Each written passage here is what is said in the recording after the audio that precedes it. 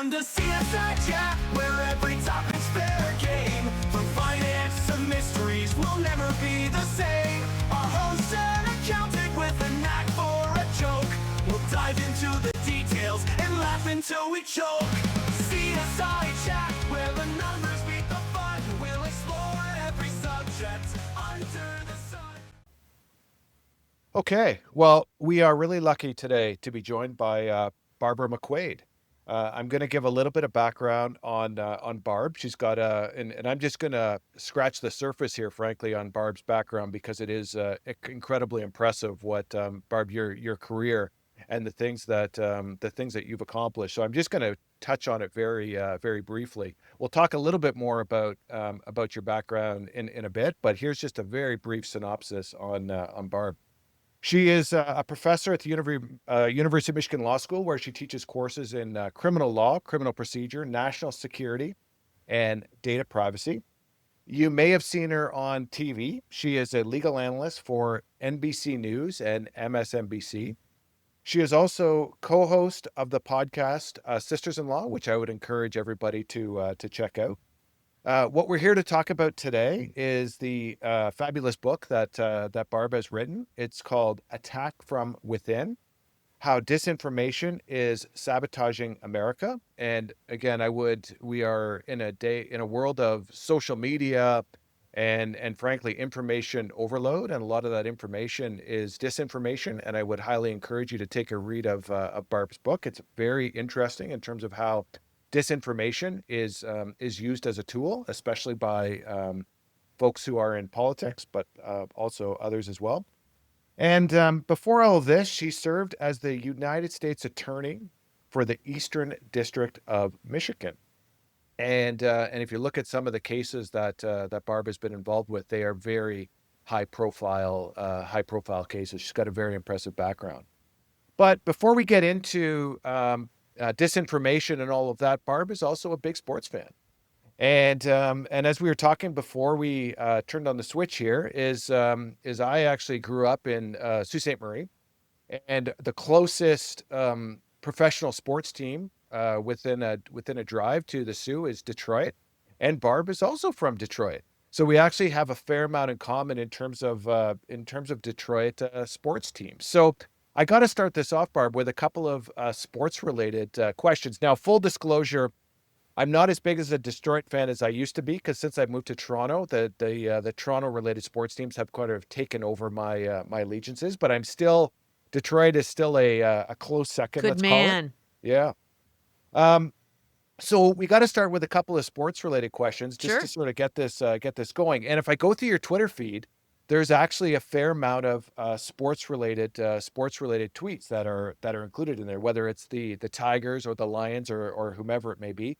But the first question is going to be baseball related, Sure. because we actually share something in common between the Tigers and the Blue Jays. The Blue Jays this offseason were in dire need of a third baseman. Mm-hmm. They really needed a third baseman. And it looks like the Tigers were also in need of a third baseman, because if I quote from one of your tweets that I had read, on the day that Alex Bregman signed with the Boston Red Sox, your tweet was, the Tigers had one job to do this season. And then it was a little emoji with a bunch of tears, saying that, Bregman is now signed with the Boston Red Sox. So obviously the Tigers missed out on Bregman. The Blue Jays missed out on Bregman.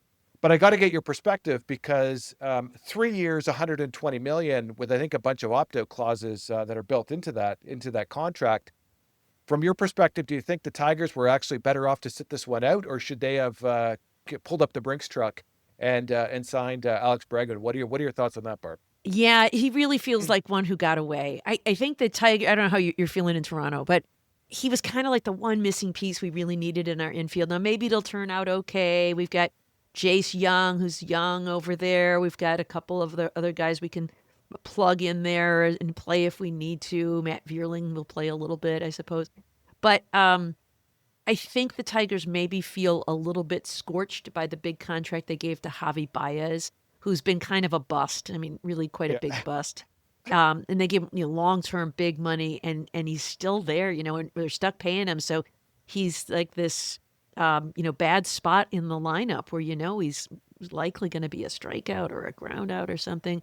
And I think the fear is that if you give Alex Bregman a long-term contract and he turns out to be a bust, then you're kind of locked up for a long time. So they wanted to maintain some flexibility. But no, I thought the Red Sox deal was amazing because they got him for 3 years. They didn't have to pay for the 6 or 7 years that he wanted. So I wish the Tigers had done that, but I guess Alex Bregman probably wanted to go to Boston, right? You got the Fenway Park, the Green Monster. He will probably have eye-popping stats there in a way he would not at the very spacious Comerica Park. And so to the extent he really wants to showcase his skills, and then, he's got opt-out clauses, I think, for next year and the year after, he can maybe then get his big payday after that. So, there's always a lot of speculation in all this. How about in Toronto? You are licking your wounds there, or you're happy to move on without him? Well, look, Barb, I agree with everything you just said. See, the other thing too, and I'm sure Detroit felt the same way, is that you felt you had a bit of an inside track with Bregman, because I believe that the coach of the Tigers was formerly the coach of the Houston Astros. Yeah. And in Toronto, one of our higher profile players is George Springer, and George Springer, obviously formerly of the Houston Astros. Now, Boston Red Sox also have a connection with the Houston Astros through their manager. So, we kind of thought, I'm sure, like the Tigers did, that we had a bit of an inside track to sign Bregman. But the reality is in Toronto, Barb, is that the Vladdy Guerrero situation is taking all the headlines now. Is that they did not sign Vladdy to a long-term deal before the start of the season, which means, according to him, he'll be entering free agency. That has completely trumped any discussions about Bregman. That is the front page news in Toronto right now, is the fact that our homegrown superstar, Vladdy Guerrero, is likely going to head to free agency come October or November. And if that happens, he's in all likelihood he's gone. I can't imagine the Jays paying top dollar to keep Vladdy around. So. Yeah, and he really is, generational talent. He's the Absolutely. kind of guy you really got to keep. It's really harmful, I think, when teams lose those kinds of players that have become identities of the team. So I think that would be a real shame. I'd love to see him stay in Toronto. I don't even like it when teams like a player I'd like to see come to Detroit. Like, I like it when they stay with kind of the team that brought them up, Absolutely. It feels like that's part of the identity of the team. And we were talking before we got on here about some of the Detroit stars. You think about Steve Yzerman, who had spent his entire career, and even you think about Barry Sanders, another name that we had talked about. Is you have these athletes who spend their entire career with one team, and it's special. It's unique, and that I agree with you. I think that's definitely something that is a special thing if they could do it. Yeah. Speaking of the Red Wings, last question for you, Barb. Yep. And the reality is, by the time this interview drops, you're going to be proven either correct or incorrect. So just for everybody listening, we're taping this interview in end of February. So the answer to this question is yet to be determined. Mm-hmm. However, we're gonna ask it, Barb. And again, by the time the interview drops, you will be either proven correct or incorrect. But the Red Wings are on an absolute tear with their new coach. Are the Red Wings going to make the playoffs this year? I'm going to go with yes. Okay. Of course. I mean, I'm going to be optimistic here. But, they're kind of on the bubble right now. But I think their record is a bit deceiving because the first half of the season they stunk.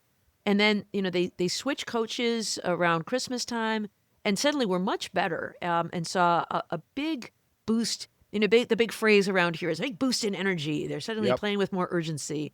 But they are playing well. And, you have to, as we said earlier, you got to be a little bit lucky to see the puck roll your way. Hockey is one of those games that I think there is a bit of luck involved in the bounce of the puck for any one game. Although I think over time, the better teams prevail. So I don't know if we're Stanley Cup worthy, probably not, but I think Detroit would be so thrilled to just make the playoffs. We're a real great hockey town. Absolutely. Maybe there in Toronto you scoff at that, but Detroit's a great hockey town. The Red Wings, one of the most successful franchises in not only in NHL history, but in Detroit history. Yep. We love our Red Wings, and so we would be happy with playoffs. And I'm going to go with yes, because I think we are still on the upswing. And if we could have thrown out some of those early losses earlier in the season, I think our record would actually be much better than it is. So I think the Red Wings record is better than the Red Wings are better than their record reflects, and I'm going to go with an adamant yes. Great. I agree with you. And I think, what would be really fun is if the time that this interview drops, we could be in a situation where the Leafs are playing the Red Wings in the Stanley Cup playoffs. And just thinking out loud, the last time they played each other in the playoffs, you might have to go back 20 years, 25 years because the Detroit used to be on the other side of the conference, I think. So, Yeah, if I'm just trying right. to think the last time the Leafs and the Red Wings played in the playoffs, I'm not even sure if I they can't played in the remember year it. 2000, like in the 2000 Yeah. in the 2000 century. I'm not sure if they've even played each other. You'd almost have to go back to the 90s. Yeah. And I think that'd be really fun because as we were discussing, there are a lot of people who grew up around the border Yeah, who are fans of both teams, absolutely. or one or the other. So I think it's a great rivalry. I think that would be a really fun playoff series. I agree. I agree. Let's hope it happens. Yeah. All right, so eventually we have to move off sports and talk about something maybe a little bit more serious. But the way we've got to start is we've got to start a little bit on your background because a lot of people who would be listening to this probably have no idea who Barbara McQuade is and the things that you've done. And even full disclosure, before I had read your book, I didn't know who you were either, and it wasn't until I did my own research online and actually started reading some of the stuff that you've been involved with that I came to realize actually again how impressive your background is. But maybe just talk a little bit about your particular background, Barb, and obviously how you transitioned into being attorney for the Eastern District of Michigan. Oh, you bet. Well, my earliest memory is of the Watergate scandal. And I have to say that Wow. really has been a defining moment for my career choices. I first wanted to become a journalist because I wanted to be like Woodward and Bernstein. I've always had this idea that the abuse of power is about the worst thing that you can do, and that humble people can bring down and expose power. And so I wanted to be the next, Woodward and Bernstein. And I did work as a journalist for a little while in Rochester, New York, although I quickly gravitated to sports for reasons that probably are obvious. Yeah. And then I decided to go to law school in hopes of learning more about the law and getting back on this track of holding power accountable. And I found that I love law. I had thought I would use my law degree and go back into journalism, but I really love the law, and so I pursued a career in that. I worked for a judge. I worked in private practice for a while. But where I really found my home was in the U.S. Attorney's Office. That is sort of the local branch office of the U.S. Department of Justice. So federal prosecution in Detroit, which is my hometown, working on cases like bank robbery and counterfeiting, arson, all kinds of kind of general street crimes. And then the 9/11 attacks occurred, and our office put up a national security and counterterrorism unit. And so I joined that unit because I wanted to serve what was then the highest priority in the Department of Justice and something that we thought was very dangerous to our public safety. So I did that work for, I guess, total of 12 years as an assistant U.S. attorney, and did terrorism financing cases, export violations, threats, hoax threats, foreign agent cases. It was fascinating. And then when President Obama was elected president, I was appointed to lead that office as the U.S. attorney. So we have about 115 lawyers doing all kinds of interesting federal prosecution, from public corruption to corporate fraud, environmental cases, violent crime. And I absolutely love the work. And I had a chance to do that until the end of the Obama administration in 2017.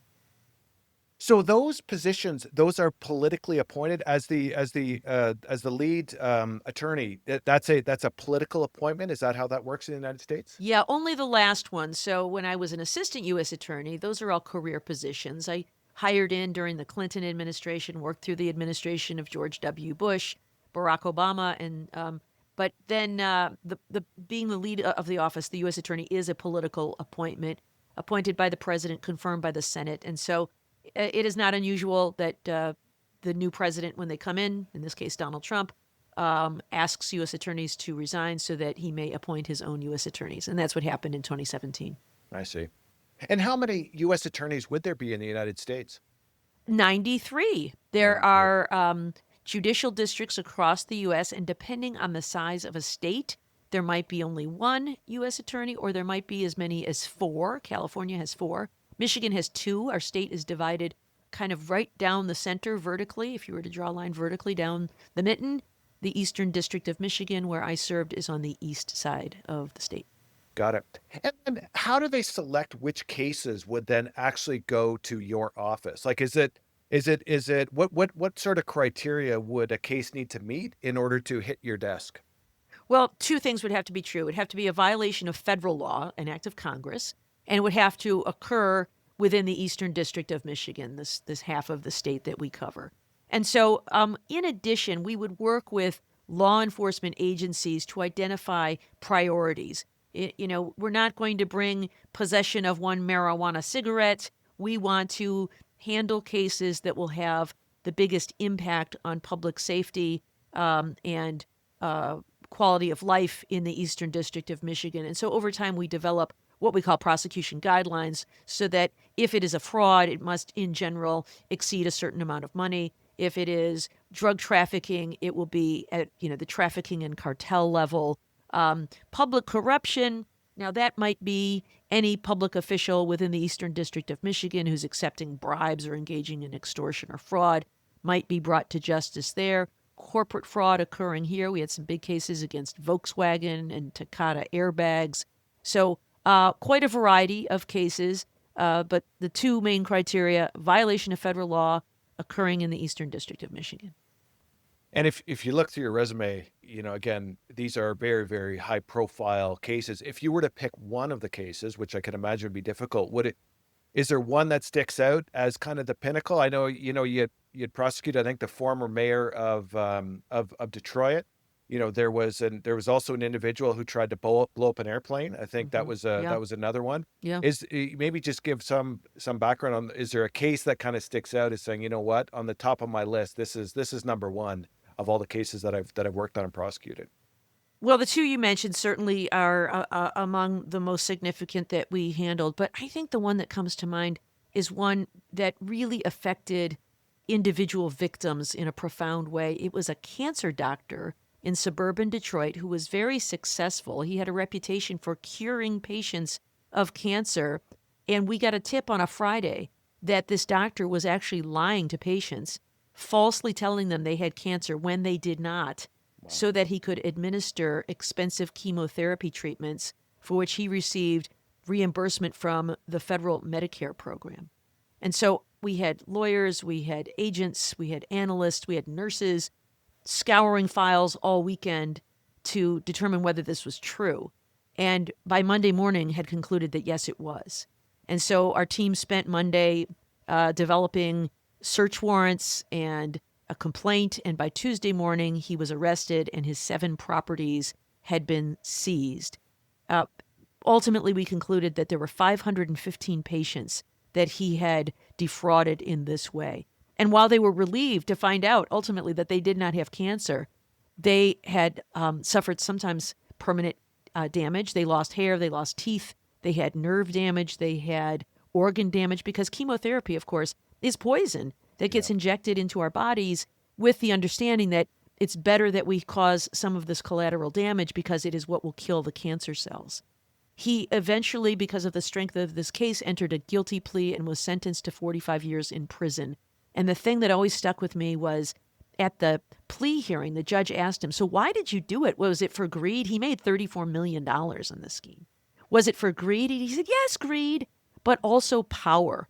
I like telling people that I had cured them of cancer. And to me, that was just incredibly chilling. And so if you ever wonder, is there good and evil in the world? Sometimes people get charged with crimes because they made bad decisions. They grew up under bad circumstances. They lacked opportunities. They exercised bad judgment, whatever it was. In this case, this man was just evil. And all of those people that he hurt, that is the case that sticks most with me. So just an unrelated question on this. I know it doesn't, it's very, very, you talk about money and power as being the reasons why he would do this. Do you think that he was just born that way? Or do you think that this is an evolution of something like, man, you sure hope to think that the average person wouldn't even contemplate doing something like doing something like this. I was interviewing an attorney a few weeks ago, and he had said to me a great quote um, when we were talking about, folks who are evil. And he said, he goes, sometimes, two dolphins get together and they birth a shark. Um, it's just a freak of nature type of thing. Do you think that's what this is? Is that this is just, or do you think that, there's something more, that there's an evolution that in your environment, and it's a track you go along? Where do you stand on that, Barb? Do you have one or the other? No, I don't know. I think there's certainly sociopaths in society for Yeah. whom they just have no conscience, no appreciation for human suffering or the value of human life. Maybe he fell in that category. I don't know. I mean, he was mentally competent. He was sharp. He was very functional in society. So he was not insane under the legal definition. Um, I think it's probably a combination of both. I mean, some people, suffer horrible abuse, and maybe Yeah. that numbs them to some of those other kinds of things. So I don't know what causes a person to find themselves in this situation. But this was a man who, by all public information, had a very privileged and successful life, had gone to medical school, and even had a very successful practice, and yet still had this incredible greed and desire for power. So, I don't know what causes it. Childhood scars, other or innate qualities. I don't know what it was, but there are people. It's sometimes so difficult to think, put your head in theirs. Understand.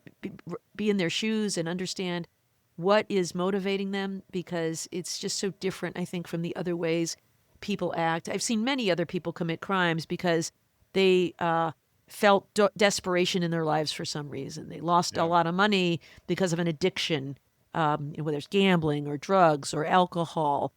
Very often, people are involved in extramarital affairs and make very bad decisions to try to conceal those situations. Sometimes people see an opportunity and they pounce before they really think carefully, or they think they won't get caught. There are a lot of things that motivate people, but it's very rare that you see somebody who just was so completely lacking in empathy and compassion for other people. Yeah.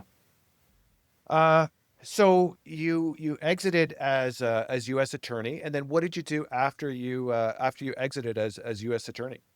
Well, I got this incredible opportunity to return to my alma mater, the University of Michigan Law School. And I've been teaching here ever since in 2017. And I just love it. It is so joyful and challenging. I always tell students you should look for work that is interesting, challenging, and important. And I really hit the jackpot in all three categories at the University of Michigan Law School. It's incredibly interesting because I'm working with students and they have all kinds of backgrounds and interests and desires about what they want to do with their careers. It's challenging because they're super smart and sharp and diligent, and they constantly ask questions that cause me to have to reassess my views on things. And it's important. They are going to go out and serve in our legal profession and serve other clients. And so making sure they have an understanding of ethics and the rule of law is incredibly important. And so I find great satisfaction in that work. No, that's great. Uh, from your book. So I'm going to start with a quote from your book, and the quote is actually from the end of the book, not at the beginning of the Mm. book. And it was a very, very interesting quote from the book. So here's a direct quote from your book, Barb. Is And again, consider Barb's background here when you're thinking about this. Is Here's what you said in your book: is what I failed to see back in 2001, and 2001 is obviously the terrible attacks of 9/11. But what I failed to see back in 2001, that the most potent weapons would not be bombs or airplanes, but rather words, images, and lies. Interesting. That quote certainly makes you think. What did you mean by this quote? Where's this getting after? Yeah. So, as I mentioned, I spent my career as a federal prosecutor. I was there for 20 years in total. And in 2001, after the 9/11 attacks, I shifted over from what was called our general crimes docket to our national security unit. And I was very concerned, as I think all of us were, that it was kind of a new era where we had these terrorist organizations as opposed to state actors who could be very dangerous after the attack using airplanes by flying them into buildings. Bombs like we had seen in Oklahoma City in the attack on a federal building there that killed more than 100 people. I thought that was the biggest threat to national security. But I have come to appreciate all these years later that perhaps the biggest threat to American and probably Canadian and maybe worldwide For sure. democracy is actually disinformation, the ability to turn us against each other. I mean, until 10 years ago, people compromised and people might not agree on every policy issue, and politics could be very polarizing. But there wasn't this idea that we had completely different narratives about what was going on in the world. Yep. The idea that an election had been stolen when there's just no evidence for that. And so many people buy into that idea. And now we have seen the pardon of all of these January 6th attackers, 1,600 people, many of whom engaged in violence on January 6th of 2021 when the 2020 election was certified at the U.S. Capitol. That's an incredibly dangerous place for us to be. And I never in my wildest imagination in 2001 could have imagined that that's where we'll be. But I now think that information warfare might be the most dangerous factor that we are facing today. And what was the genesis to write the book then? Was there a specific event or something? Because it's interesting with the book. It's not like you wrote a book about all your past cases, and because you easily could have written a book about your experience as the as an attorney and all the cases you've prosecuted, and giving perspectives on insider information and what you were thinking at this time. You could have written probably several books about that whole about your career, but that's not the topic you chose.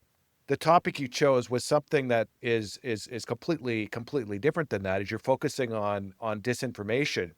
And I'm just wondering, was there a straw that broke the camel's back and said, look, now I need to write a book? Or what was kind of the evolution of the idea of actually writing a book on this topic? Yeah. It wasn't, I want to write a book. What should I write about? It was this January 6th attack, I think, that really prompted me to say, what have we become? And this idea of disinformation is something I had been focusing on more and more. I teach a course at Michigan Law School in national security, and I started probably in about 2018, including a unit on information warfare. And much of that came about as a result of the report written by Special Counsel Robert Mueller about connections between Russia and the 2016 election, how Russia had created false personas online on social media, Facebook and Twitter and other platforms, posing as ordinary Americans and trying to offer opinions in favor of one candidate and against another, and trying to undermine public confidence in elections altogether. So I had been doing a lot of reading on that concept, sort of this attack from outside the United States, from hostile foreign adversaries. And that attack of January 6, 2021 made me realize, oh my gosh, the most potent attack is not the attack from outside. It's the attack from within that is the most potent. And so it was that really prompted me to write the book. So that happened in 2021. It took me a couple years to write the book, and so it came out in 2024. But as I was writing the book, there were more and more examples all the time. I mean, keeping up with the news cycle was the biggest challenge because there was constantly a cascade of false information that people were using, in particular, Donald Trump and his supporters in support of his political cause. And what's so interesting about it is it seems that people are less interested in, conservative government values of smaller government or individualism. And instead, it seems to be about these just political tribes, the us versus them. And we've so arranged ourselves into these tribes that we are willing to say or believe anything as long as it advances our tribe's interests.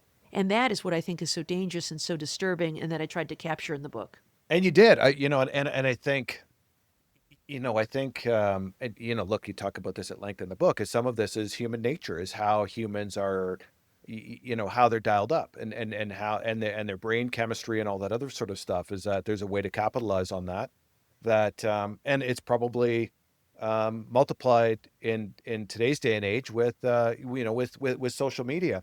Is Do the themes now a lot of the themes in your book are political in nature. Do you think this extends beyond politics? Like, for me, example, in the corporate world, and there's lots of us who work in the corporate world.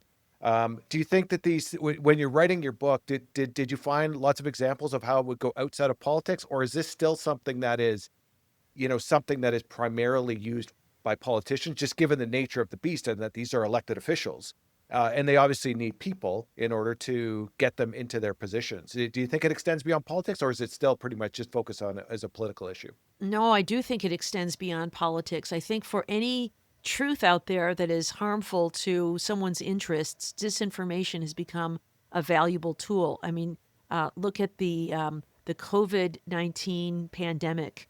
Um, Lots of false claims out there about the need for vaccines and masking. I have a friend who is an executive at a health system in Detroit who says the response to the pandemic should have been a moment of victory for public health officials because of the way they contained the virus and the outbreak, the way they protected human life, and the way they created a vaccine within like less than a year. That's an absolute miracle. Yeah. And yet they were the ones who found themselves under attack. Dr. Anthony Fauci, who is the lead for the U.S. government in this, under attack by people who wanted to deny that this thing was real. So I think public health, we are now seeing vaccine hesitancy that is causing a new outbreak for measles and polio, diseases once thought eradicated. We just saw a child die in the state of Texas who was unvaccinated from measles. Yeah. So the idea that we're going backwards in terms of our public health, I think climate change is another one. There are people who want to deny that climate change is real and that it's caused by human actors. Our planet is going to be destroyed. We're already seeing all kinds of violent weather events as a result of the damage we have done to our ozone layer. And yet there are people who will deny it because they want to continue to use fossil fuels because that's lucrative and profitable. We saw the cigarette industry go Yep. through all of this. So I think public safety, our environment, all of those things are under attack by any actor who doesn't want to face the reality of true facts, can engage in disinformation and try to convince people that lies are the truth as long as they repeat them enough times. So maybe let's just start with the definition of disinformation. Because even that, it's not, what's the definition of a lie? I think you could probably get into a lengthy debate about, about what the definition of a lie is. Because again, a lot of things, it's not a black and white answer, is that there's a gray answer, and that there's different perspectives and opinions on, let's call it a given set of, a given set of facts. But how would you define disinformation? What would draw the line for you, Barb, in terms of something that's, let's say, an opinion or a perspective versus something that is disinformation that's clearly crossing the line? Yeah, so that's such an important distinction because I think that critics of disinformation want to call it censorship. That you won't tolerate my exercise of free speech and my opinion. That's not what it is at all. I mean, people have an entire spectrum of opinions, and that is certainly something that is valid. And oftentimes, opinion gets intertwined with fact, and it can be difficult to extricate those two things. But there is such a thing as a true fact. I served as a prosecutor in court, and I had to present facts to a jury from which they would draw conclusions about whether the law had been broken. So there is such a thing. So with disinformation, I define it as the use of false claims to advance a political agenda by eliciting an emotional response. So here's a false claim that was popular during the last election season in the United States. Donald Trump said it at a debate against Kamala Harris. Haitian immigrants in Springfield, Ohio, are eating pet cats and pet dogs. Zero support for that claim. That is an absolute falsehood. Now, can we say we have an immigration problem in this country? Of course. Can we say that we ought to regulate our borders in certain ways so that we can limit who and how many people are coming across? Absolutely. But there's just no basis in fact for saying Haitian immigrants in Springfield, Ohio are eating pet cats and pet dogs. And why was that such a resonant false claim? Because it elicits fear. It causes people to say, those people are barbaric. They eat cats and dogs. They're not like us. It also creates fear. If you are a pet owner, you might say, I don't want my pet to be kidnapped by these barbarians and then eaten. And so that is an example of disinformation. It's not about your opinion. It is about making up facts that are designed to elicit an emotional response such as fear. And the other thing that you learned from your book is that this isn't necessarily a new tactic, is that you can roll the clock back, perhaps 100 years, 50 years, 60 years. But how has the tactic been used, call it in the days before, even before television or before, definitely before social media? Because you get a bit of a history lesson reading through your book as to how this tactic has been used by politicians, even going back, let's call it, 175 years. Yeah, it's certainly not a new tactic, as we mentioned. This is something that we have seen used by people for centuries. I quote, the ancient Chinese warrior Sun Tzu, who wrote The Art of War, who said, all war is deception. Yeah. And we've seen this tactic used by Hitler and Mussolini and other leaders throughout history. And so it's not new. What I think is new is the delivery mechanism, because we have cable television and we have social media that can make it so easy now to reach so many people so quickly. But the tactics are the same. Donald Trump is fond of saying, just if you repeat it enough times, people will believe it's true. Hitler's propaganda expert was Joseph Goebbels, who said, a lie told once is a lie told 1,000 times is the truth. Because if people hear it enough, they believe it to be true. And so I think we have new delivery mechanisms that make it more potent than ever, but the tactics really are the same. And I describe them in the book. Repetition, use a big lie, the either or fallacy, convincing you that you have to choose one or the other and only two things can be true and there is no such thing as nuance. All of these things are tactics that have been used by, debaters' tricks for centuries. But when we have the powerful tools of the internet, social media, cable television, they can reach people far more quickly and far more effectively. So let's talk about a couple of those tactics, because it's not just the use of disinformation that's important. It is how that disinformation is leveraged and how it kind of, preys on human nature. Because again, humans, obviously we're different from one another, but we certainly share some commonalities in terms of how we're dialed up. So just to talk, you talk about many of these, all of these in your book, but to touch on a couple of them, you talk about aiming for the heart, using the different disinformation to aim for the heart. What do you mean by aiming for the heart?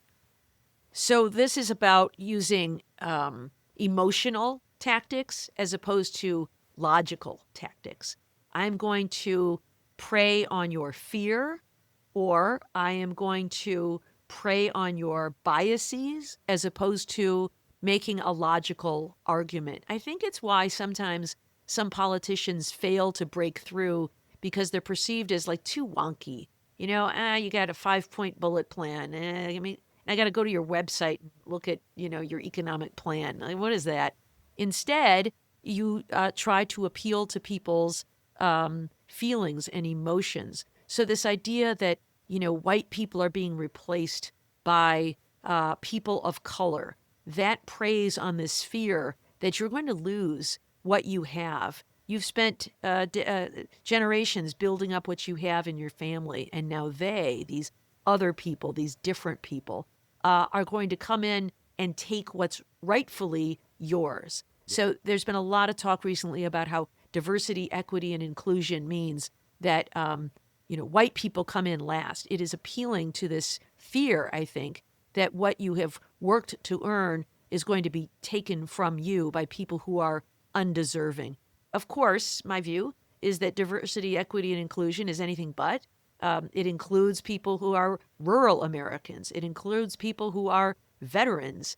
Yep. Inclusion efforts at our law school mean that we have an organization for first-generation law students who might not know when you go out to a fancy dinner with a law firm which fork you're supposed to use or what clothing you ought to wear to the job interview.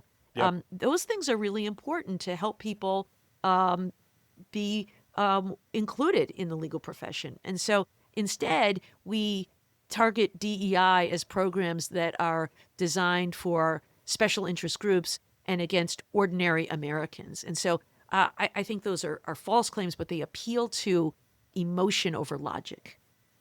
And as humans, we're probably inclined to react. Like you say, an emotional reaction is something that is quick.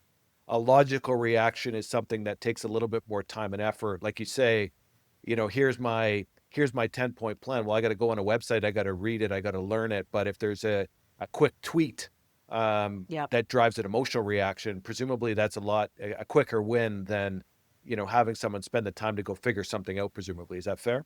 Oh, yeah. That's why these memes on social media can be so powerful. There was one that was promoted by these Russian operatives during 2016, the Internet Research Agency, and one of the memes got pushed out by a fake account called Army of Jesus.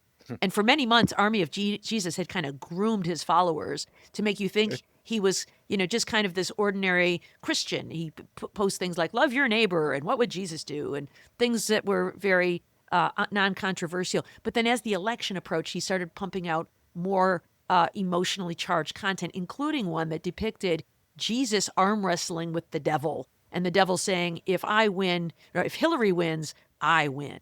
And so, it's absurd, right? But it creates this emotional response. And even if people don't believe it to be literally true, it still gives us this subjective impression that Hillary is somebody that Christians don't like, that maybe she's sort of anti-Christian, anti-religion, anti-God, that other Christians might be, cause them to be turned off of her. Yeah. The other thing you talk about in your book is you give some history on the term gaslighting, which Yeah. is not really a new item. The example you provide in your book is an old example, but give us what's the history of the term gaslighting?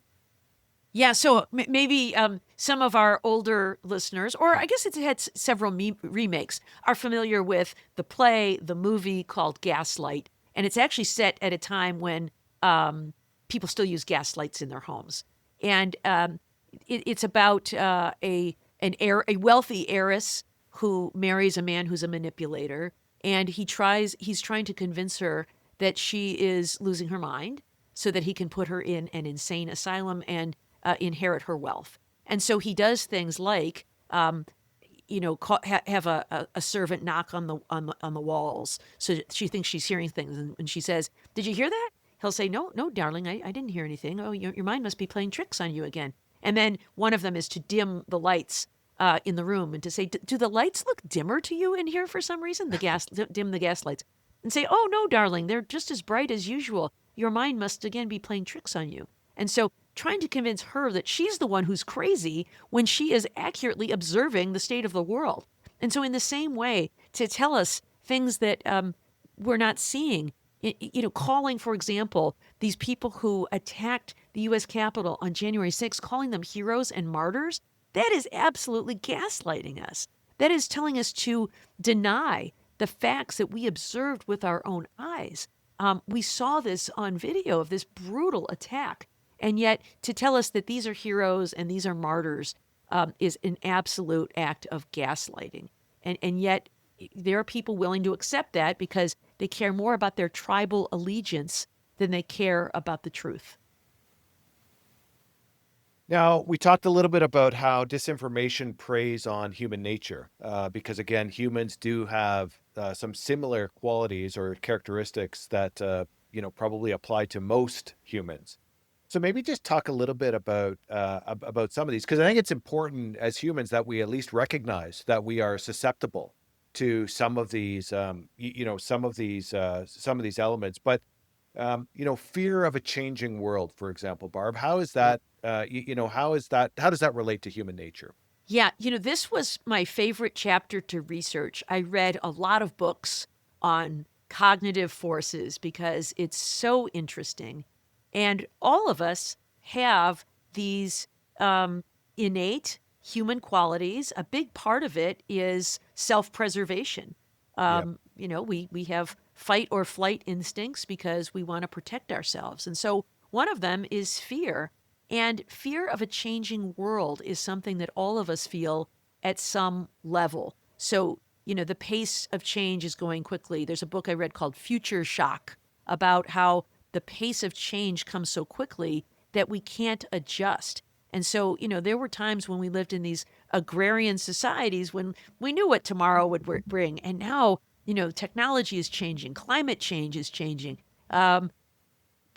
Gender roles are changing, and it changes so quickly that it causes some of us to feel great disruption, some of us more than others. But, this is one of the things where leadership really matters. I quote in my book Doris Kearns Goodwin, she wrote a book called Leadership During Tumultuous Times. Such an interesting book. And she talks about, good examples of leadership like, Lincoln and FDR and people who did good things. But one of them is Theodore Roosevelt. And she equates his time with our time. He became president right at the turn of the 19th into the 20th century. And that was a time of rapid change as well. We had a lot of new immigrants coming to America from countries like Italy, who were perhaps more brown skinned than prior immigrants. We were going from an agrarian economy to an industrial economy. So people were moving from rural areas into cities. We saw large corporations and trusts building up. And he saw this and we had news now that we could see in newspapers. We could get the news from all over the world. The telegraph allowed us to know that there were wars in other countries or famines or other disasters occurring overseas. So all of these things created fear of this rapidly changing world. But what she said was so great about the leadership of Theodore Roosevelt is he leaned into this. Like, yes, it is happening, but we should embrace this change and not be fearful of it because we can do wonderful things for human progress with all of this change. So the fact that we now have all of these factories means that maybe we can get children out of the workplace because we can automate and we can do things more efficiently. So let's have child labor laws and get kids out of factories at the age of 12 and let them invest in their education and their health and their safety and their well-being instead. We've got these huge corporate trusts. We can break them up so that they're not gouging consumers. We have the power through government to make sure that they're acting in the best interest of our consumers. And all these immigrants, that's great. They can come in and do some of the jobs we had children doing at the same time. Yep. We can use automation to build homes more efficiently and get people out of slum tenement housing and into their own homes. And so that was a great way for leadership to embrace change. Instead, what we are seeing now, I think, is leaders who are embracing fear and saying, we need to stop worrying about the world and focus on America first. We need to insulate ourselves from the rest of the world. We can't think of ourselves in this global stage. We need to do just what's best for us. And I fear that is a harmful strategy because the whole world is smaller than ever. We're all interconnected. And if we do only what is in our best interest, I think we're going to see other countries do the same. And if it's everybody for themselves, we don't have people working together for the best interests of everyone. Yeah, well, the situation of the tariffs up in Canada, right? It's we certainly Yes, can tariffs is a we certainly great can relate example. to we can relate exactly to what you're saying, and if the tariffs come one way, then Of the response from course. the Canadians is that they're going to Of go the other way, right? course. And We're and going to again, see you're from retaliation. Detroit. We used to go down into the U.S. all the time. Like it's almost like Yep. we're definitely a separate country, but we're pretty good friends with Yeah, the folks south of the border as well. We sure. spend a lot of time in the United States, so Well, and eh, we here in Michigan spend a lot of time in Canada. We go absolutely. across to Windsor, we go to Toronto, we go to Stratford. But the tariffs, I think, are really going to harm our U.S. auto industry because we are going to see it go both ways, and the tariffs, even on the supplies, are going to increase the cost of a car. So it's it's a protectionist theory that I think most free markets, conservatives, would say are not the way to promote wealth within worldwide or within a single country. And I was thinking about this beforehand too. You are from Detroit. If you roll the clock back to when you were a kid, I would bet you the employment of the Detroit related auto companies, Detroit being the Motor City, that's what its nickname is I would bet you could probably increase the number of people employed in the auto industry, if you rolled the clock back 30 or 40 years ago, by maybe tenfold or a Yeah. hundredfold, right? And so if anything, some of these tariffs might actually, in theory, help the Detroit auto industry. But again, it like you say, it's more complicated than that. It's not like a direct relationship, right? But if there's one person in the U.S. who understands auto, it would be yourself, right? So, yeah, it's anyway, it's a major issue up obviously north of the Yeah, border. I mean, I'm So, no expert on tariffs or the auto industry, but I can tell you that Detroit is very dependent on the auto industry. It is not only do we have, the big three automakers, but so many people work for auto suppliers, the yeah, people who make the seat belts or the steering wheels or the seats or the windshields or the widgets, whatever they are that go in the car. It employs so many people. And then because of that, all the people who provide service industries to those absolutely. people, the accountants, the lawyers, the bankers, the barbers, the doctors, all of it depends on the auto industry. So I think these tariffs are likely to hit us hard. Yeah. Uh, Going back to disinformation, there's another one I got to ask you about in terms of human nature. Why do we all love a good conspiracy theory, Barb? Like Mm. that's another one that jumped out. Why is it everything that happens, Hmm. significant that happens, there's always a conspiracy theory that tends to, take an opposite view. Why do we love a good conspiracy Yeah, theory? we are instinctively wired Yeah. to look for conspiracies. It's why so many of these, shows with conspiracy plots are so popular. They appeal to us at an innate level. So it is a survival instinct. When we were, the earliest of mankind had to learn to develop patterns. We don't want to have to relearn every lesson that we see along the way. So when we see clouds gathering in the sky that are dark, we say, hey, I've seen that before. That means a storm is coming, and I better go take cover. We look for patterns and we look for theories that can join them all together. It's much more comforting to think that this was all part of a plan than to think random bad stuff just happens. And so, as a result, we are very prone to conspiracy theories. If someone wants to tell us, rather than say, COVID is a horrible pandemic and it just happened, we want to know, like, who caused this? I want Yeah. someone to blame. This didn't just happen. I've been alive for a long time and this has never happened before. And so it can't just be random, something just happened, because that's really scary and that means it could happen again. I want to know, I want to get to the bottom of this and figure out who actually did this thing because there's no such thing as coincidence. It is what also causes implicit bias. When we look at someone, we tend to reach conclusions about them based on their race or their gender or their ethnicity. I think we can be trained to avoid jumping to those biased conclusions, but it is what allows us to exist in the world. And when we see a chair, we don't say, I wonder what that object with four legs is. We say, oh, it's a chair. And we know that we can sit down on it. So it is instinctive, but there are people who will exploit Yeah. that innate human cognitive bias of conspiracy theories to make us think that it was all constructed. So, when Donald Trump lost the 2020 election, it must have been fraud. I mean, ask all your friends. They all voted for me. Who would vote for a socialist like Joe Biden? Therefore, it must have been a stolen election, despite an absence of evidence. And so I think we need that, that again, that's that emotion over logic. Ask yourself, what is the evidence? Ask yourself, what is the source? Ask yourself, how credible is this source? Before you jump to the conspiracy conclusion.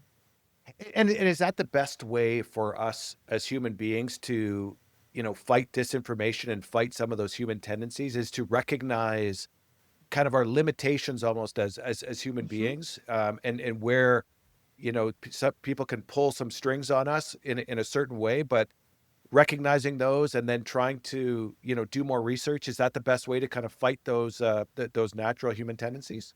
Yeah, I think, it's like everything that if we've got sort of training and education, we can overcome maybe our worst instincts on certain kinds of things. I did crisis response training and was the crisis response manager for our office when I worked at the U.S. Attorney's Office. And there's so many things that cause people to act instinctively if they have lacked training. One is to deny that it's happening. Another is you always want to go out the same door you came in, but you can be trained to act logically instead of instinctively. And I think the same is true when it comes to disinformation. So in my book, I describe a lot of the tactics. I explain why they work, but then I offer some solutions.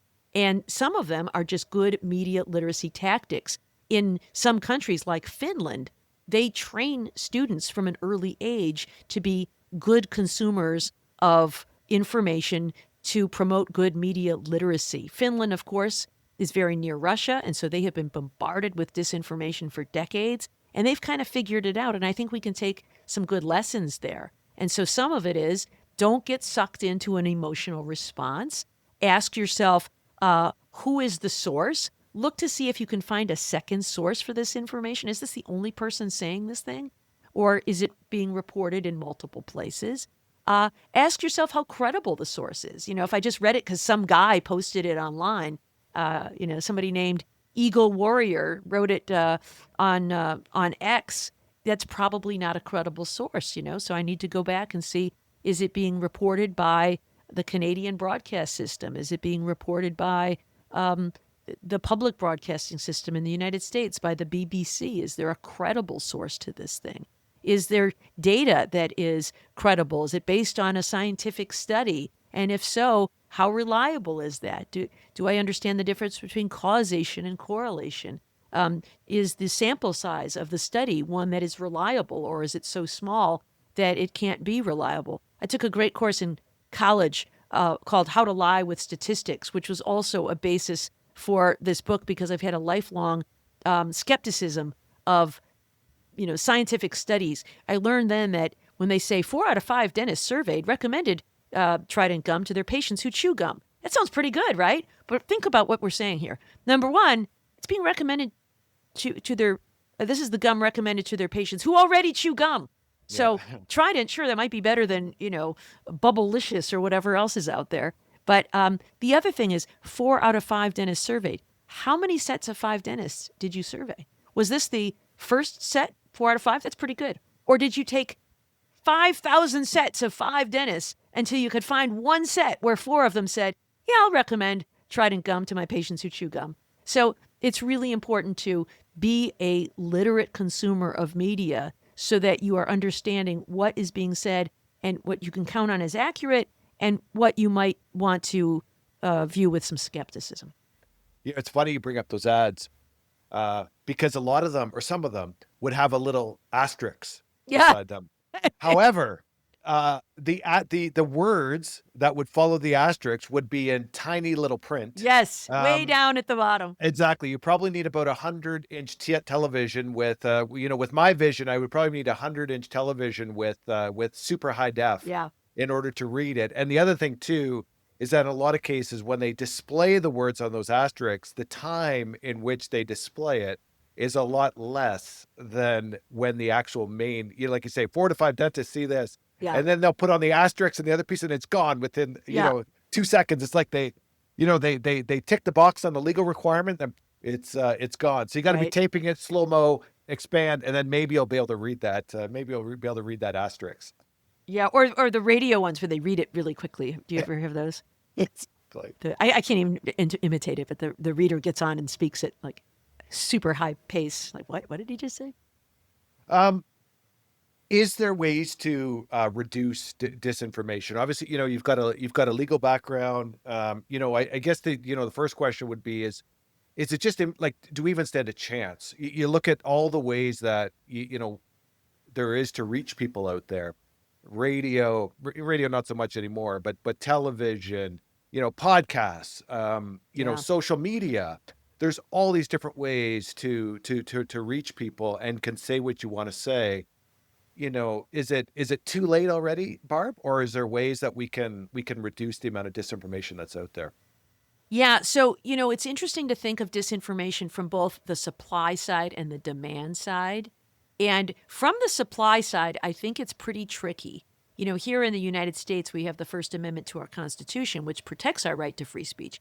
Although even that right is not absolute, a lot of people don't realize that the Constitution has to be interpreted not just based on the clause you're reading, but in the context of the entire document. And so as a result, even our Supreme Court has said it's not an absolute right. If there's a compelling governmental need and the limitation is narrowly tailored to achieve that need, then limitations are legally permissible under the First Amendment. And the classic example, yelling fire in a crowded theater that could cause a stampede and hurt people could be something limited. Communicating a threat, perjury in a trial, all of those are illegal. So it's not an absolute right. But even so, it is certainly one that is cherished, and we want to not censor absolute, information, and certainly not opinion. But I still think there are some things that we can do. Regulating social media, I think, is one thing that we could do, and not the content, but the algorithms. So there was a data scientist from Facebook who left and became a whistleblower. And she testified before the U.S. Congress that it wasn't so much the content that she was worried about, it was the algorithms. And that's just the computer code that the platforms use to elevate or demote certain content. And so they can control the switches and decide, are you going to see this really incendiary, awful stuff? Or are you going to see this more benign or interesting or valuable stuff? And what Facebook learned was that the more outraged people were, the longer they stayed on the platform. And so as a result, they were monkeying with the algorithm to promote content that would elicit outrage. Because the more outraged their customers were, the longer they stayed online. And the longer they stayed online, the more money they could charge to advertisers. And so for Facebook, outrage equaled money. And so by testifying to that, she was able to reveal these algorithmic properties. Why can't we regulate social media platforms so that we have federal agencies that are reviewing the algorithms and deciding whether it is promoting, they can keep them secret and the agency can review them, but to determine whether they are putting a thumb on the scale for outrage or other kinds of things. So I think that's Yep. one thing that we could do. I also think the collection and sale of our private data to data brokers is really harmful. It allows targeted ads, whether it's from these days, the Detroit Tigers selling me baseball caps. Yes, I would like to buy one, and I get a lot of ads promoting them. Or targeted advertising from political campaigns. We know from reporting that in the last political campaign, there were ads that would go out to voters online based on, from the same campaign, based on who the user was. If this was a user who was promoting pro-Israel material, they would get ads saying that Kamala Harris will be terrible for Israel. If it was users online who were promoting pro-Palestinian messaging, they would get ads saying Kamala Harris will be terrible for Gaza and the Palestinian people, because they were able to micro-target them using their own private data. I think protecting our private data ought to be something that we have a little bit more control over. So those are some things we can do from the supply side, but I think the best answers might lie more on the demand side, about us educating ourselves so that we can build resilience against this false information when it comes to us. And that, can be done through media literacy, through better civics education. In the United States, our civics education has really fallen off in favor of STEM education, science, technology, engineering, and math. And although those skills certainly are important in the 21st century for school children, we can't let it come at the sacrifice of understanding how governments work, because that is what allows us to become victimized and manipulated by people who will say, the president has all of this power under the Constitution that he doesn't really have. So I think, between the supply side and the demand side, there are solutions here. But I think it begins with all of us in making sure that we are demanding truth and not indulging in lies just because it happens to advance our own tribal interests. Another section in your book that I found really interesting was when you talk a little bit about the legal liability of internet service providers as it Yeah. relates to information. Because the reality is that with television especially, I believe this applies in the U.S. It certainly applies north of the border. There's a lot of regulation in terms of what can be put on television. We even have rules surrounding Yep. Canadian content. Is that there has to be a certain amount of Canadian content Yes. that's on. It is actually a fairly highly regulated environment. You can't just put on anything on the television. You can't, there's rules surrounding swears. You know what I mean? Like there's a lot of Yeah. regulations Sure. surrounding television. Now, it would seem with internet service providers, the same rules don't really apply. Do you think there's a day when an internet service provider would become legally liable for something that is said or done on their platform? Yes. So you're absolutely right. When it comes to broadcast television and broadcast radio in the United States, we have regulations here. I know you have the same in Canada. But in the United States, at least, we do not have the same regulations that apply to cable television. The idea with the broadcast licensing program for broadcast television and broadcast radio is the broadcast spectrum is limited. And so you had to get a license to be able to operate. And as a condition of that license, the federal government could demand certain things from you about what you could or couldn't broadcast. Because cable television does not require a broadcast license, it has been free from some of the same kinds of regulation. But that doesn't mean it has to be. We Yep. could certainly impose the same kind of regulations on cable as we do on the broadcast media. We just haven't. And the same is true with regard to social media.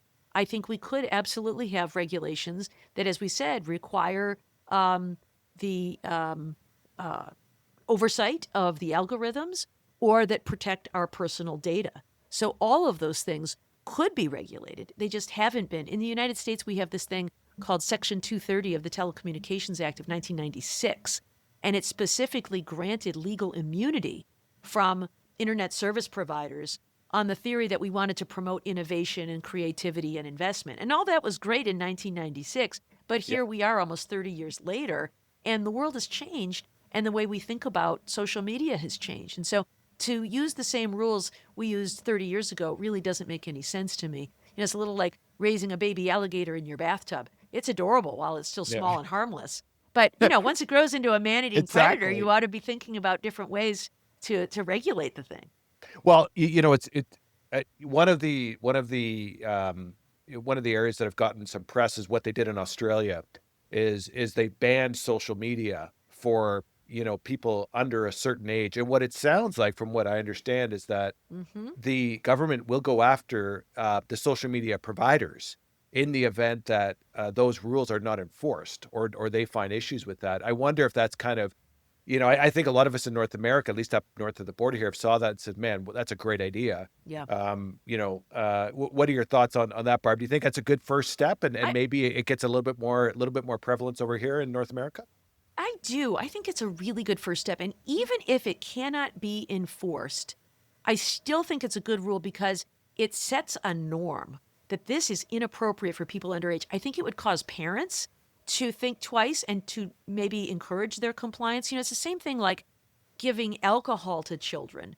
It's difficult to enforce, but I think most parents, at least in the United States, recognize that alcohol is bad for the a developing brain. Yep. And I shouldn't give alcohol to my child. Are there ways for kids to get around that? Sure. And teenagers, find ways to get alcohol. But it's hard. It's much more difficult. And I think if we had those same rules about social media, you wouldn't see it being used in schools. You wouldn't see it. 100%. You'd have parents becoming more aware, like, I wonder why I'm not supposed to let my kid be on social media. And I think it would cause them to learn a little bit more about the hazards of it. There's a great book about this called The Anxious Generation that talks about the harms of social media on everybody, but especially on children and the developing brain and why it causes so much anxiety and depression.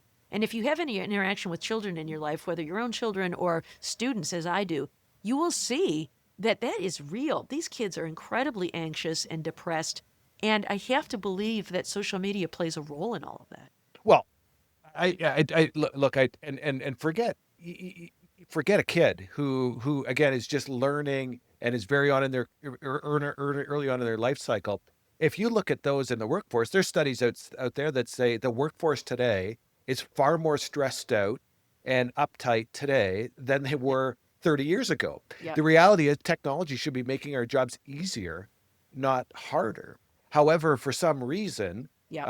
we're more stressed and uptight today than the workforce was 30 years ago. And if you look at what's changed, clearly one of the things that have changed is, technology, and that we're always on. We're always on a phone, Yes. we're always on a computer or whatever it may be. And that you would think that, like that, in 1996 when they came up with that rule, that technology would help us. But maybe when you actually look at it all, maybe it's actually doing more harm than good to some degree, right? And if that's what the impact it's having on adults, people who have a degree of experience and life history, what's it going to have on a 10-year-old or a 12-year-old Yep. or a 14-year-old who's just, making their way in the world? You know what I Yeah. mean? Like, it's scary to think about that. It's such So, a good point, Greg. Greg, it's such a good point, Scott. It reminds me of, you're probably old enough to have watched the Jetsons. oh yeah. And it made it look like technology was going to make our lives easier, right? Like you'd have Rosie the robot who would do all your cleaning, and you could just sit back and read a magazine or talk to to people on the big TV screen all day. But instead, I think it means that we are just expected to do more and faster. We don't get time to rest because we can be online all the time. Our bosses expect us to be online all the time. Like, how about this? I don't know if you followed this in Canada, but it was quite a stir here in the United States where Elon Musk, who's now running this Department of Government Efficiency, sent out an email to all government workers on a Saturday night saying, you must tell me by Monday 5 things you did the prior week. So, so these poor people, no, number one, they're supposed to be checking their email on the weekend, and they'll now have to communicate with each other. Is this real? Do we have to reply? All of that. And so you never get a break where you set aside the device and you're just enjoying nature or enjoying your family or enjoying quiet time or reading a book. And so I think that all of those devices have caused us a lot of stress. And then add on top of that, we're on social media and we're reading a lot of things that aren't true or designed to frighten us. I think that adds to that stress. Oh, and we, the two of us, grew up in an environment where we didn't have phones and computers and things like that in our younger days. So with us, we've just sort of been more recently exposed to this. Imagine somebody who's been exposed to this since they were 3 or 4 years old, and what they are going to be like when they're 30 or 40, when this has been your entire, at least we can remember a time, Barb, when we used to go outside, and play street hockey in the streets. You know what I mean? Or go, on Yeah, the, great stuff. and play basketball in the driveway.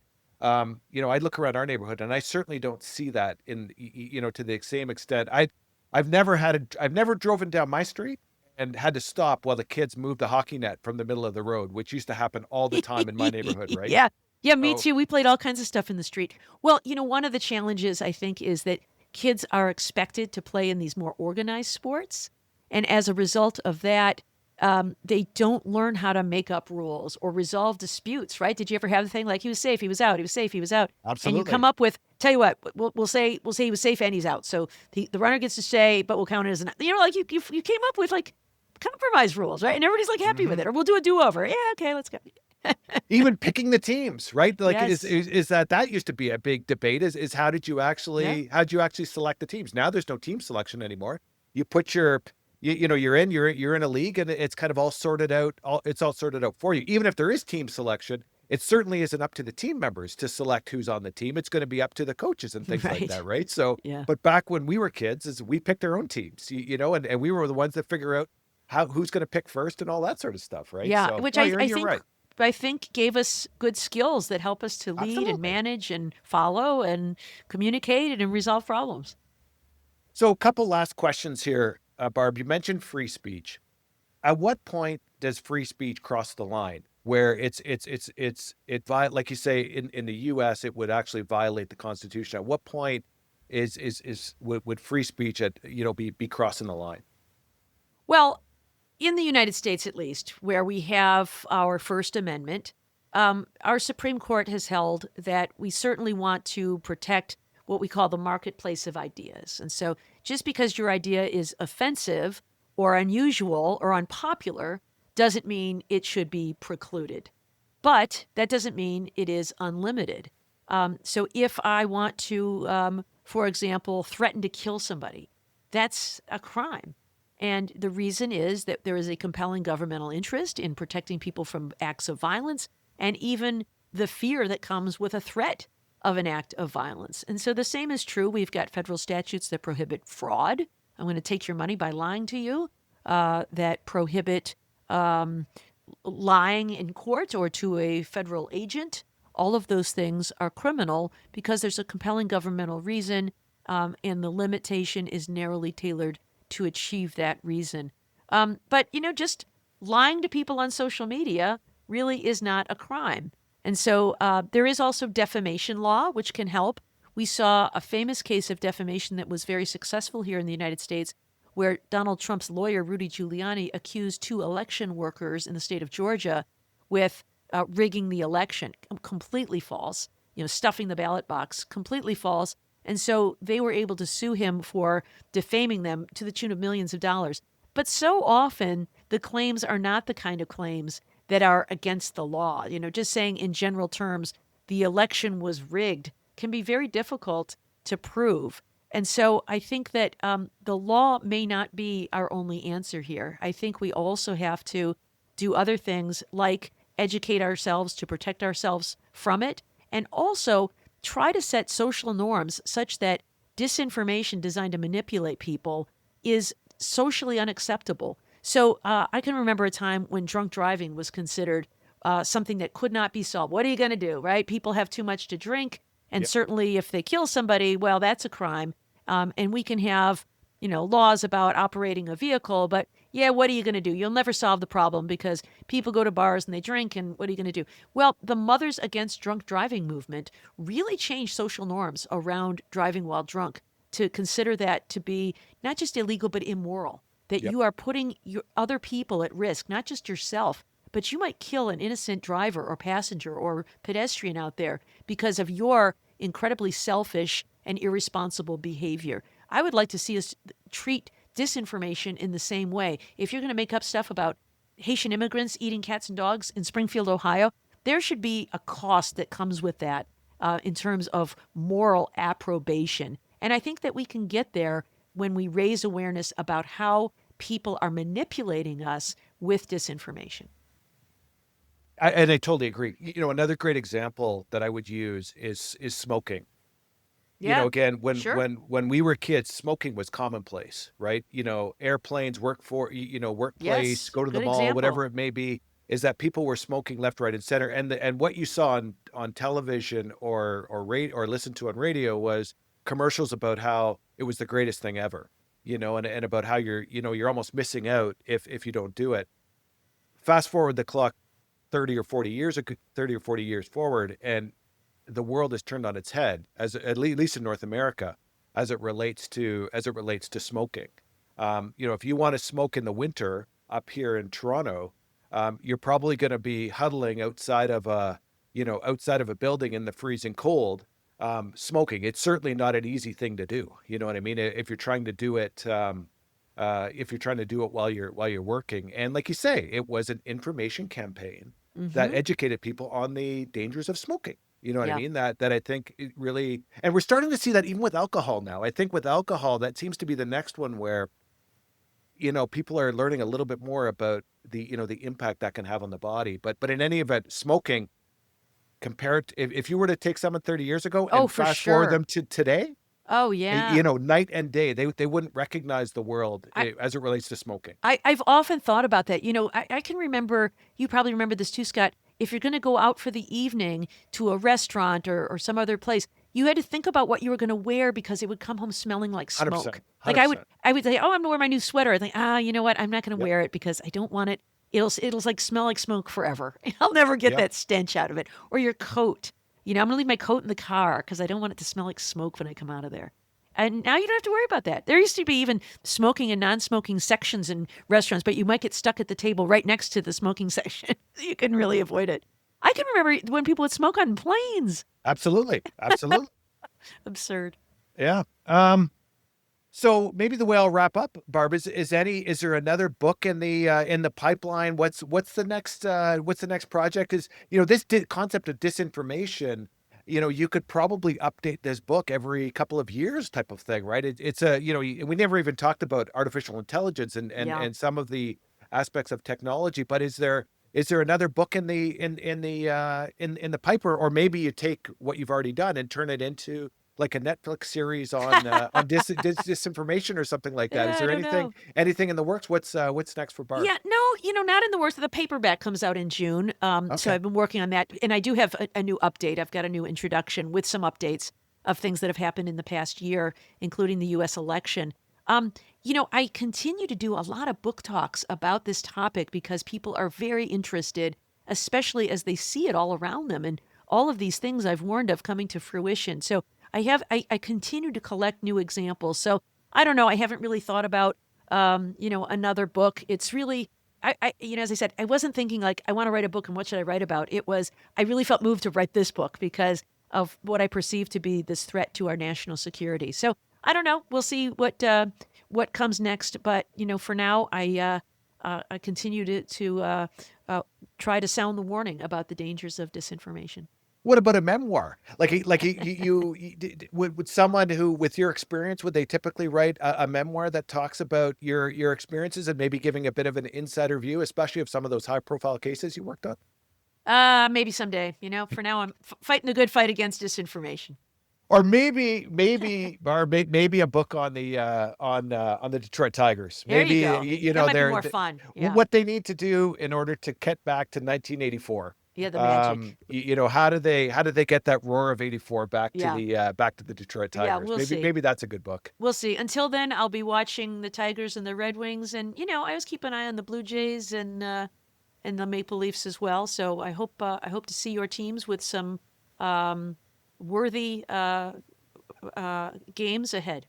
Yeah, and hopefully by the time this interview drops, I hope it is Detroit versus Toronto in Very the good. in the Stanley Cup playoffs. I think that would be a lot of fun. Same Well, here. Barb, thank you very much for joining. We really appreciate you taking the time. I know you have a jam-packed schedule, but again, just to reiterate, I would highly recommend people pick up her book. It is doesn't really matter, I think, what element, where you are on the political scale. I think at the end of the day, a lot of it is just human nature. Yep. And by reading the book, you're actually learning a lot about yourself.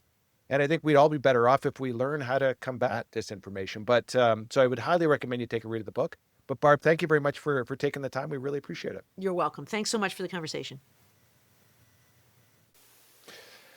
Well, that wraps another episode of CSI Chat, and I really wanted to thank everybody for listening. If you want to keep up to date on CSI Chat, I would encourage everyone to join our CSI Chat LinkedIn group and or follow us on Twitter/X under CSI Chat. With that, I will get you out of here on a high note with some music, and thanks again.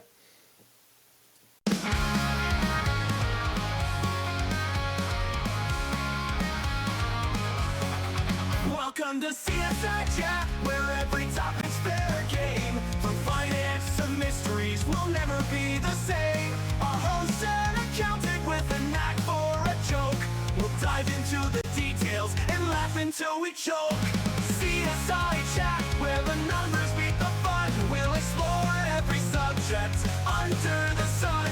From taxes to true crime, we'll find the hidden clue. With humor and some spreadsheets, we'll see the case through. See the case through. Got a question about investments or a tale of deceit? We'll break it down with laughter and never miss a beat. No need for serious faces, just a sharp wit and a smile. We'll solve it with some humor and go the extra mile. CSI Chat, where the numbers meet the fun. We'll explore every subject under the sun. From taxes to true crime, we'll find the hidden clue.